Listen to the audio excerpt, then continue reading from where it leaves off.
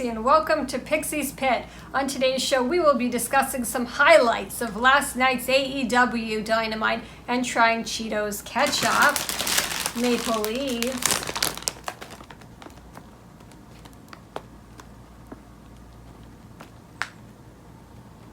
and for comparison we do have some Lay's ketchup chips as well.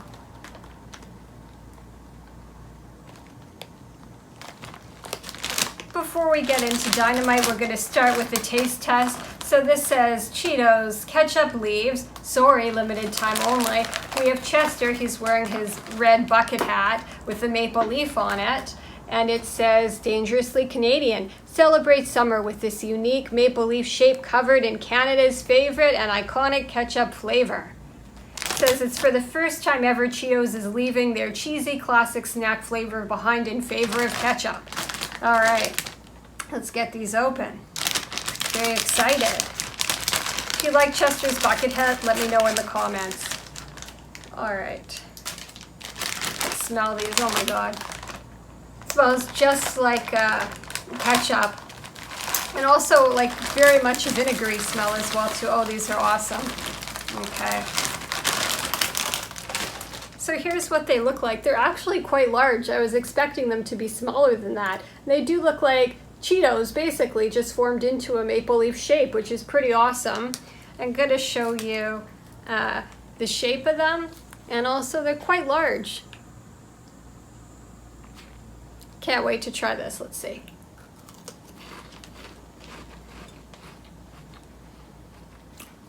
Tastes like a Cheeto.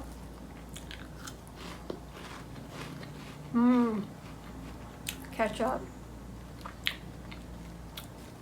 It does somehow taste like a classic Cheeto, but then you get this little tangy, vinegary, ketchup-y kind of kick to it.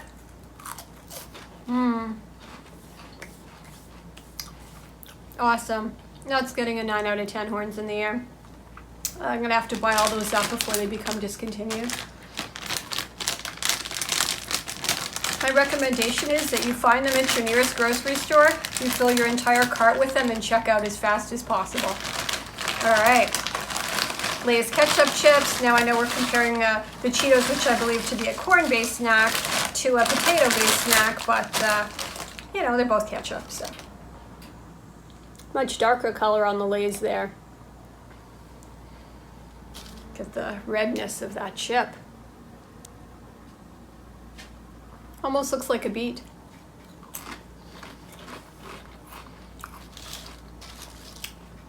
A lot more ketchup-y flavor. Let's pick a very red one.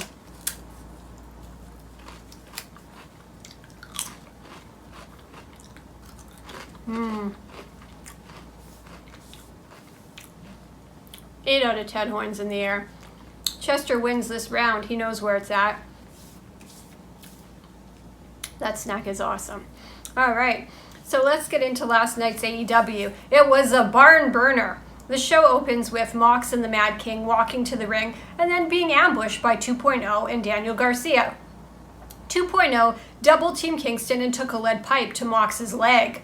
2.0 then called for Sting and Darby to come to the ring. The Texas Tornado match was Sting and Darby Allin versus Jeff Parker and Matt Lee. It's Sting's first time wrestling on TNT in 20 years. Allin hit Garcia with his skateboard and Sting hit 2.0 with stereo stinger splashes. The two teams fought into the upper concourse where 2.0 used two for the show and knocked Darby's head into the concrete ceiling. Now, I always thought that Darby might be a headbanger, but did I miss the metal music? Because he certainly got his head banged. Darby walked down the narrow concourse ramp. Now, again, skateboarding down it would have been much cooler, although probably not advisable after he took the hit to the head. He then jumps on 2.0 and Garcia. Kingston came out to get some shots in. Parker takes out Sting's leg. Then Darby was suplexed onto his skateboard by 2.0. Sting was then powerbombed through a table, but he immediately sits up, reminiscent of the dead man. Darby dropkicked 2.0 into Sting's arms, who then used a Scorpion Death Drop and a double Scorpion Death Lock. 2.0 tapped out. Next, we see a clip of Sammy Guevara proposing to his girlfriend. The next match is Sammy, the Spanish god Guevara, versus the chairman, Shawn Spears. Spears says that there is slim pickings in Houston, referring to Pam, Guevara's fiancée. He also says she can be an honorary member of the Pinnacle, and that the Pinnacle is always on top, and that she can be on top too.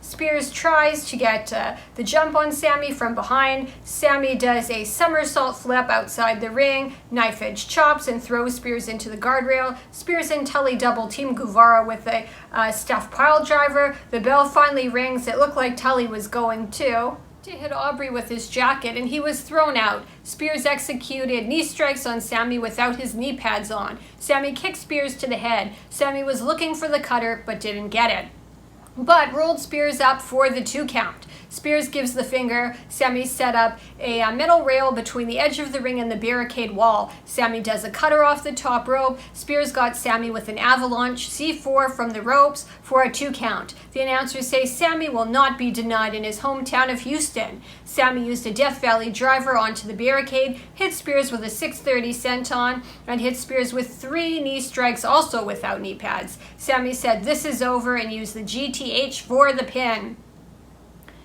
Next, Shivani was backstage interviewing Impact World Champion Christian Cage when Callis interrupts, saying he's still on top of the wrestling biz while Christian is still having matches. Christian says that he's in Kenny Omega's head and that he's going to take his AEW World Championship, that Callis will always be, wait for it, a carny piece of shit.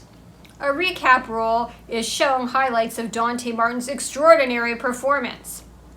The Murderhawk monster Lance Archer was on his way to the ring to take out Lambert when he was ambushed by Ethan Page and Scorpio Sky. Junior Dos Santos and Andrei Arlovsky looked on from the ring. The next match was the Young Bucks accompanied by the Good Brothers, Brandon Cutler, Don Callis, and they fought Jurassic Express accompanied by Marco Stunt. The Bucks, sporting zebra pattern jackets and dangling earrings, came to the ring. JR comments, "That Don Callis suit looks like it cost $29.99 with a coupon from Sears." This was another outstanding match. Nick shoulder tackles Jungle Boy. Jungle Boy flew over the top rope onto Nick Jackson on the outside of the ring. Luchasaurus does a sidewalk slam on Matt. Jungle Boy does a senton splash on Matt and a hurricanrana over the ropes onto Nick. Matt executes a diving crossbody block off of the turnbuckle onto the floor. While Jungle Boy and Nick were on the top rope, Luchasaurus came up to Jungle Boy and Jungle Boy did a brainbuster to Nick off of Luchasaurus's back. Luchasaurus then did double choke slams. Super kicks were used on Jungle Boy, followed by an Indie Taker. Kenny Omega comes down to the ring wearing a chic magnet shirt. What could this mean? And proceeds to hit Stunt with a chair and then throws it to Matt. Christian tackles Omega with a spear. Jungle Boy does a brain buster to Matt onto the chair. The Bucks use the BTE trigger to pin Jungle Boy. Gallows then has Christian on his shoulders. They beat Jurassic Express and Christian down. Omega strangles Christian as Callis stomps on him. Omega does a one-winged angel to Christian to a mock 3 count by Callis, and Omega's eyes bug out of his head. Jamie Hayter issues a challenge to Red Velvet. QT Marshall versus Paul White is announced for All Out. An Eliminator Tag Team Tournament was announced featuring Varsity Blondes, Private Party, Lucha Brothers, Jurassic Express, with the winner getting a tag team title match in a steel cage at All Out. Ricky Starks calls out Brian Cage, but we see on the screen that Brian Cage has been taken out by Powerhouse Hobbs in the back. Thunder Rosa defeated Penelope Ford via submission. Earlier in the match, she used a single leg crab and a spinning Death Valley driver. Next week, Malachi Black will face off against Brock Anderson. The main event saw MJF versus the Demo God, Chris Jericho. No Judas effect or Judas entrance music was the stipulation.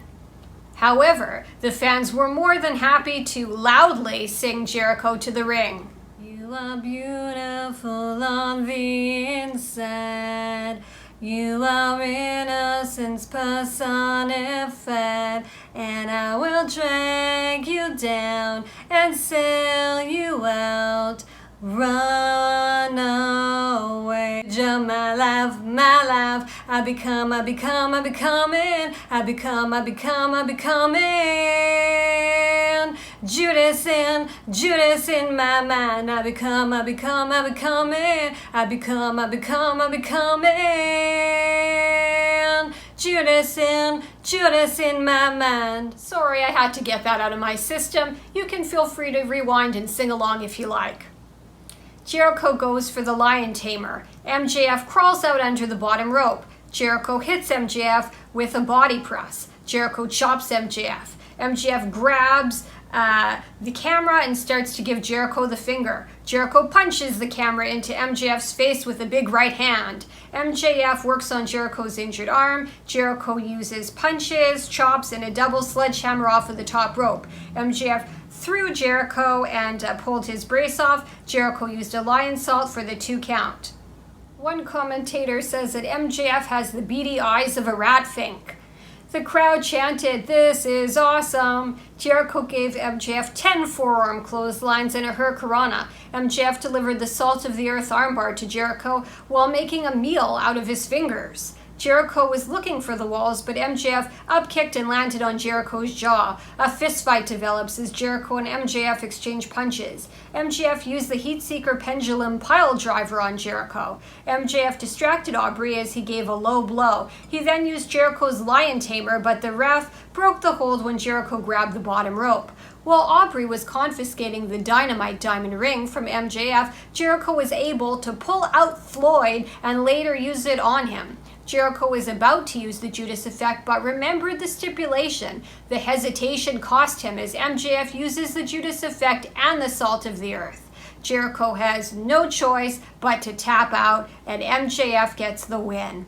The card was loaded, highly entertaining from start to finish. Unfortunately, the result was predictable as everyone knew Jericho needed an out as he takes time away to tour with Fozzy. Will we see CM Punk on Friday's Rampage? Let me know in the comments. Also, let me know what your favorite match from last night was. What am I going to do without Chris Jericho? I guess I'll have to fixate on Lance Archer.